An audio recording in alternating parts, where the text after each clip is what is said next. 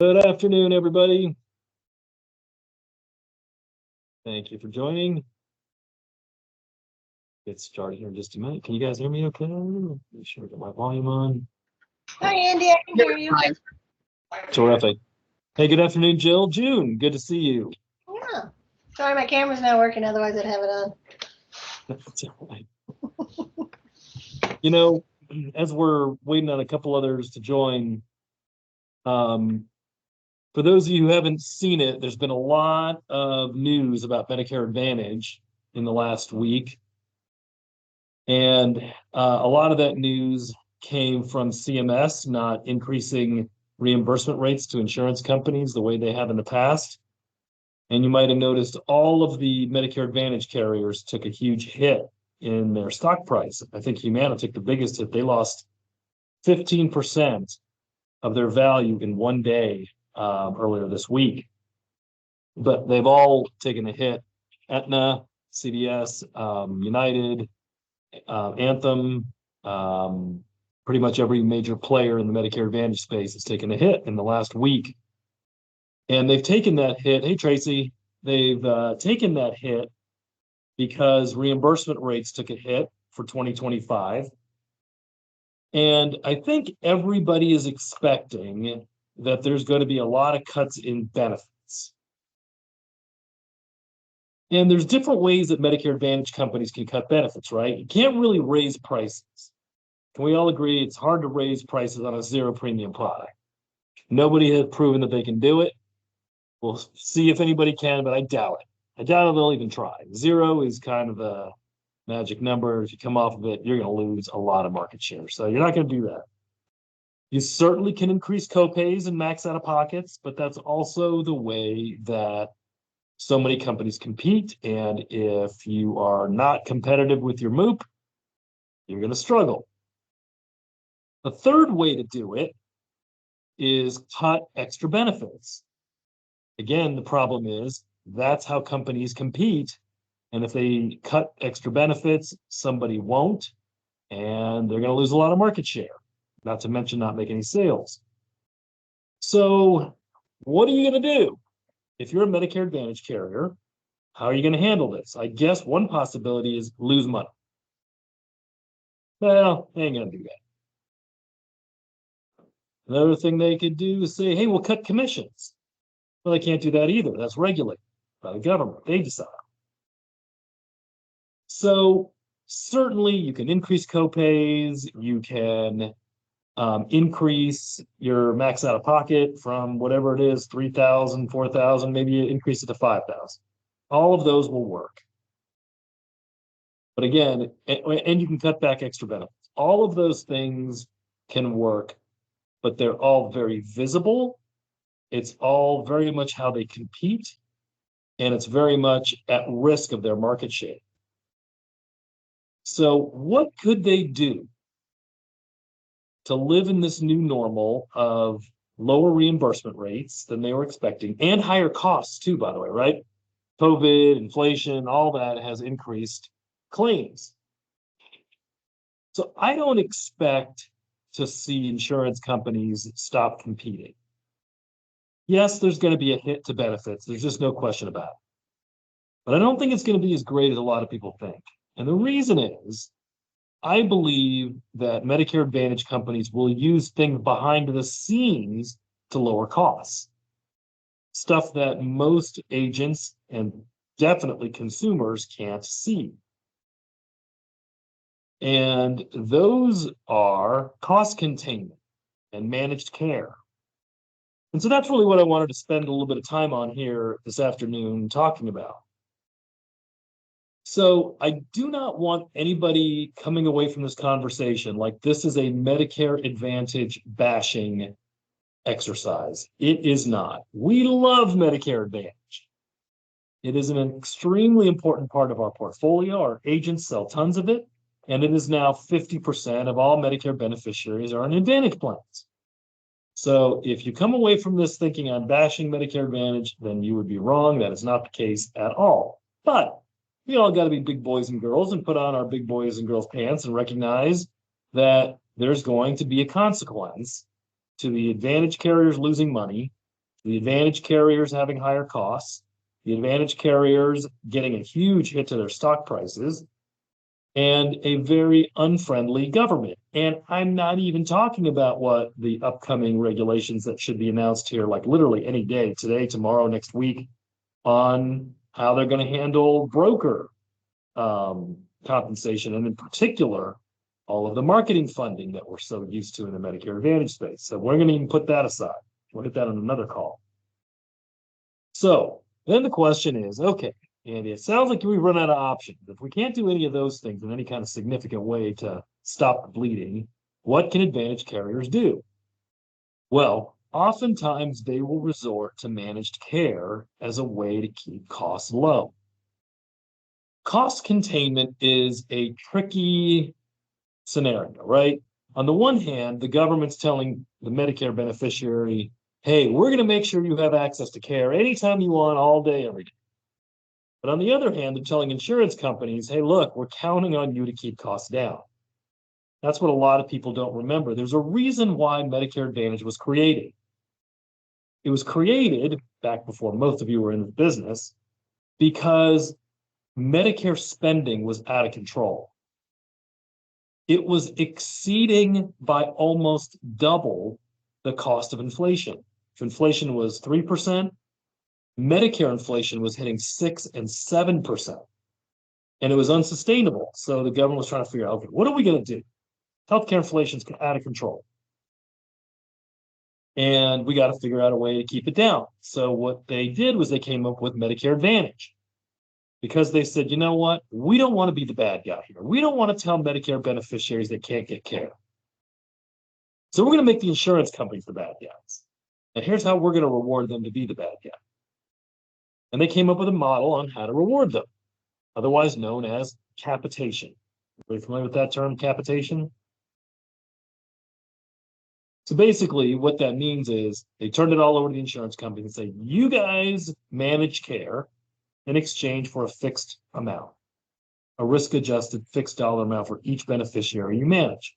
We're going to pay you. It's a service that you're going to provide. You're not even going to be on the risk. So insurance companies jumped in, they agreed to do it. And basically their job is to be the industry bad guy, right? And did it work? Well, sure. We don't even hear about Medicare inflation anymore. It's down at 2 and 3% compared to what it was before Medicare Advantage, which was easily 7% and sometimes double digit. So it worked. But you have to remember there is another side to it. Managed care has its pros and cons, but from our perspective, I'm not here to judge. I'm not here to say which is good, bad, or indifferent, but we got to be realistic and understand that's how it works. So let's talk a little bit about some of the disadvantages to managed care. Again, not a bashing session, because before we end this call, we're going to talk about what to do about it, how to protect our clients. And if we don't know what the problem is, then how are we supposed to protect our clients from these problems? So let me show my screen. So here are the primary reasons, primary disadvantages of a Medicare Advantage plan. First and foremost is pre-authorization and coverage approval. What does that mean? Let's dive into these for just a second. What is pre-authorization? What does that mean? The carrier gets to decide if it's approved or not. They get to authorize the treatment or surgery or what have you. Yep. So you have a doctor, and your doctor says you need that surgery, Joe, whatever that surgery is, but you just can't have the surgery. You have to get prior authorization. So what does the insurance company do? They take that doctor's guidance under advisement, but ultimately they make the decision. They may say, yeah, why don't you try something cheaper? Or why don't you wait? Or why don't you get a second opinion? Or we just don't agree and we ain't paying for it. Prior authorization is a way to keep costs down. That's how Medicare Advantage insurance companies get to be the bad guy. So I'm going to give you a real quick story, and I'm sorry if you guys have all heard this before, but that's okay. You're going to hear it again. So our former vice president of administration, I say former because she passed away about 4 years ago, was on a managed care plan. And if you've ever had anybody go through cancer, good example, you'll know that, and I can tell you from personal experience and working with what happened to her, you have to go to war with managed care and prior authorization. About every couple of weeks, her doctor would make a recommendation. Hey, look, your cancer is, becoming like this. We need to take this approach. And then they would submit for prior authorization. How long do you think it took for her to get approval or denial for what the doctor recommended? Again, It's supposed she to was be in 72 advanced hours, cancer. right? Yep. I would say on average, it took a week. By the time back and forth, and they don't have to make a decision, they just have to respond. So a week to you and me may not seem like much, but when you're battling cancer for your life, that week matters. And then when you have 4 or 5 of those, and I think she must have gone through at least a half dozen to 10 times over the course of the 18 months she fought cancer and lost, unfortunately, breast cancer. She had to go through prior authorizations for procedures, for treatments, for different types of chemotherapy, immunotherapy. Some she won, some she lost. Sometimes they said, no, we won't let you take that drug. We're going to have you take a different drug. So if you're a Medicare Advantage carrier and you just took a hit to your reimbursement rates from the government, and you're trying to think of ways, how do you cut costs in order to make money? Again, you can cut benefits, you can cut the extras, you can increase the copays, but that all of those things affect your sales and your membership. Prior authorization is a way to cut costs without hitting your sales. All right, let's keep going. Medicare Advantage plans can be more expensive if you need a lot of medical care or complex medical care. So why is that the case? Well, that's not exactly earth-shattering, right? If you have a Medicare Advantage plan with a $5,000 max out of pocket, well, that means if you have all kinds of health issues, pretty much every year you're going to hit the max. Now, perhaps to you, $5,000 is no big deal, but for somebody on a fixed income, that's a big deal. We're going to come back to how to address that one here in just a minute. Provider restrictions. Well, if you're in an HMO, I mean, obviously I'm not trying to bash Medicare Advantage, but they obviously are here in this article. Medicare Advantage has a network, and you got to stay in that network. And if you don't, you may end up with out-of-pocket costs. Especially if you're seeking the types of care that Medicare Advantage providers don't provide at all. As an example, rehabilitative care and long-term care. And last but not least, covered doctors may change, and I can spend a lot of time. So why am I going through all these negative things? Am I an anti-Medicare Advantage guy? No, I am not.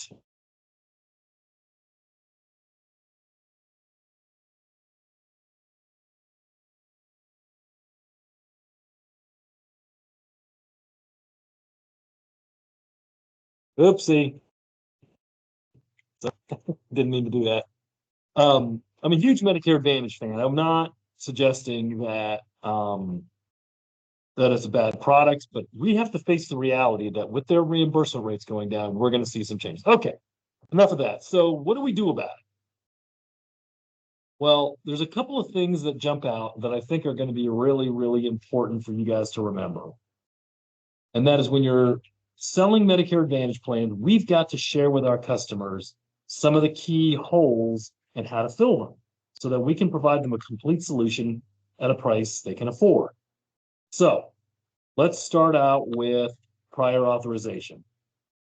If Tammy were here, the person I mentioned who died of breast cancer, first thing she'd say is that every person should have a cancer, heart attack, and stroke policy.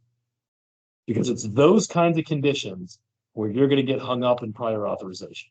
And if you have cash, you can choose to live and you can choose to spend that money to get the treatments that you want, to get the immunotherapy or chemotherapy or experimental. Sometimes the prior authorization people would say, no, it's experimental. Have cash. And a cancer, heart attack, and stroke buys you the ability to trump the prior authorization people or to say, no, I'm going to get it anyway. So that's one thing. What about the big max out of pockets? $4,000, $5,000, $6,000, $6,500 moves. What do you do about those?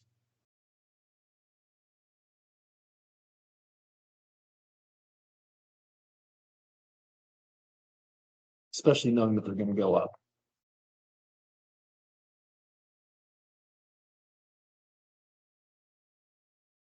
Anybody?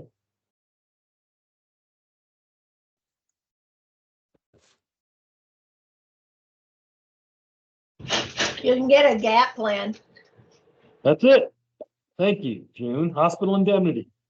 Remember, hospital indemnity plans are now guaranteed issue. You can do hospital indemnity plans with Wellaby all the way up to age 79. So don't think that, well, my client's 70, it's too late, they can't get through underwriting. You can go on a Wellaby hospital indemnity plan, cover those gaps, and you can cover those big max out of pockets with a hospital indemnity plan, and it's all guaranteed issue up until age 79. And I just mentioned Wellaby, guys, you know, there's a zillion of them. Some people like Aetna, some people like who else got a good one? Manhattan. Who's that? Manhattan has a nice one. Manhattan? Yep. There's Combined. tons of them out there.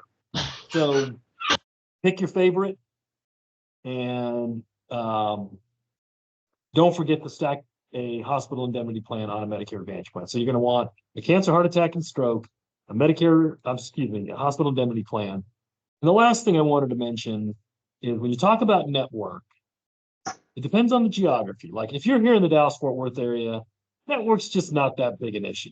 If you got United or Humana or Aetna, you got access to a zillion doctors. Where the issue really becomes is more around having the types of care that you wanted, specifically things like short-term care, recovery care, and home health care. That's where your provider issue comes in because Medicare Advantage and Medicare don't cover it. So don't forget to stack those things. We didn't talk about things like dental and vision and hearing. So let's just kind of summarize what to do in the case of your Medicare Advantage gaps. You've got your hospital indemnity, cancer, heart attack, and stroke, home health care or recovery care, or both, and dental, vision, and hearing. So that may sound like a lot of stuff. So I want to share with you guys just a little bit about how I position it, because I do it every single time. I don't care how rich or how poor they are. I always offer Medicare Advantage as part of a stack. And I say, look, I realize everybody's running around talking about zero premium, but let me tell you what I think is a good Medicare plan. A Medicare plan is going to run you $100 to $150 a month. And they're like, what? Thought it was zero. I say, yeah, that's one part of it. Your doctor, your hospital, but there's these gaps. So what I recommend, along with your Medicare Advantage plan, you're going to need cancer, heart attack, and stroke. You're going to need a hospital indemnity. You're going to need short-term care, and you're going to need dental, vision, and hearing. And you add all those up, that's $150 a month. Can you afford that? And a lot of times they say, yep, I can do that. It's $150 a month. I mean, come on. That's not that much money to have a really complete solution. But let's just say it's like, no, can't do 150. I can only do 100. Okay, well, we're not going to eliminate anything, but we'll cut some of the benefits to get you down to $100 a month. The problem is not, let me reiterate, the problem is not the consumer. The consumer wants all of the benefits, the Medicare beneficiaries, they want all of the benefits that they can afford. It's agents that have in their head that if somebody wants a Medicare Advantage plan, it's because they want something for free. That may be in the agent's head. That may be what you see on TV. But when surveyed over and over and over again, seniors say the same thing. I want the most benefits I can possibly afford. And we're constantly leaving money on the table because we're not talking about things like hospital indemnity, cancer, heart attack, and stroke, dental, vision, and hearing, short-term care. All of those are there for you. All of those customers want to buy. They would rather spend $50 on a hospital indemnity plan than $50 going to Applebee's. I'm just telling you, that's what the data shows over and over and over again. It's agents that have it in their head that everybody wants zero.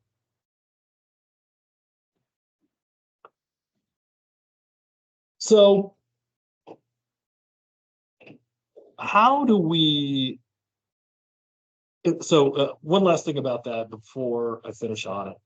I always start with a price like $150 a month. Instead of saying, hey, I have a zero and let's build from there. It's so hard to start at zero and work your way up. I would rather shock them from the beginning and say, yes, we're going to talk about a Medicare Advantage plan that's $150 a month, and have them go, what? I thought it was zero. And then how I handle it is I say, well, that's one part. One part of it is zero. But it leaves you exposed to all these gaps. And this is how we plug those gaps. And all of those together is $150 a month. And I almost never take it all off. It almost never. Now, sometimes people will push me and will say, no, all I really want is that dental plan. Okay, that's fine. I don't need that cancer coverage. I don't have a history of cancer or whatever. But that's their decision. And the beauty of it is I get to sleep at night knowing I offered it all to them. I told them for $150 a month, they could have it all. And they said, no, I just want a $40 dental plan. Hey, you know what? That's on you. Everybody's got to make their own decisions in life. But I've done my job. And if later on somebody calls me up and said, man, I just ended up with a $6,000, max out of pocket on my Advantage plan, I'm going to say, yep, that's why we talked about hospital indemnity from the beginning. It's not too late. A guaranteed issue. Pick one up now. So that's my rant. So the reason I bring this up is because you're going to see in the fall, Medicare Advantage is going to have some challenges. Whether that is lowering benefits, whether that is higher copays, or tightening up on things like pre-authorization and managed care techniques. We have to be proactive. We got to be more educated and more knowledgeable than the consumer and say, look, don't worry about these things. They come and they go. They're up and they're down. New president comes in and they change all the rules. But that doesn't mean you should be sitting there exposed. This is how I can protect you. Okay. Questions, comments, thoughts? What do you think?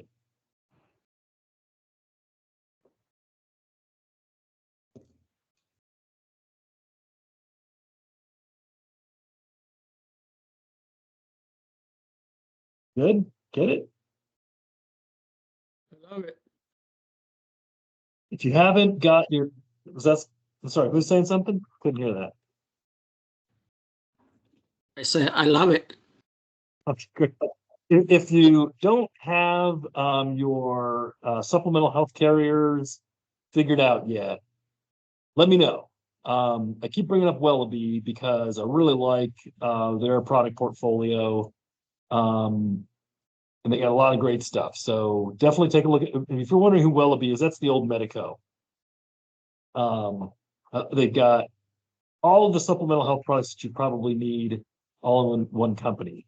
Aetna is another one that I like. I probably would say with what I do, 75% of my supplemental health senior market business is Wellaby or Aetna, and the other 25% is Manhattan. Those are my favorites of three. I like probably Manhattan's dental product the best. I probably like Wellaby's hospital indemnity the best. And I probably like Aetna's cancer, heart attack, and stroke the best. But don't waste a lot of time, mixing and matching. pick a carrier that you like and do it consistently. So if Billy Snyder were on here, one of the things that he does, he really likes Wellaway. He sticks with, that's his, every single client of his, he attaches a Wellaby hospital indemnity plan with a cancer run. So he covers 2 with 1. That's a great idea too. But pick your favorite. If you don't have one, let me know. You need to get hooked up with one. You need to start learning how to use it now. But if you start up here, it's a whole lot easier. If you start down here, you start with a 0 premium, you're going to lose. That's what most agents do. Hey, I got a great 0 premium plan. All right, I think I beat that pretty good. Unless you guys had any other questions, that's all I got. This call was recorded, so if you missed anything or you want to go back, notice kind of a couple people show up late. Recording will be out on my YouTube channel, probably not this week, probably Monday. It takes about 48 hours for these things to show back up. Hope you found that helpful. Next week, I think I've moved this to Wednesday. And the reason is because I'm going to be at the Medicarians conference in Las Vegas. So we are going to have a special guest on this same call. So please join me next Wednesday afternoon so you can be a part of a very special guest that's going to be talking about Medicare from the Medicarians conference in Las Vegas. Thanks so much for joining. Have a great afternoon, and I'll talk to you guys later. Bye-bye.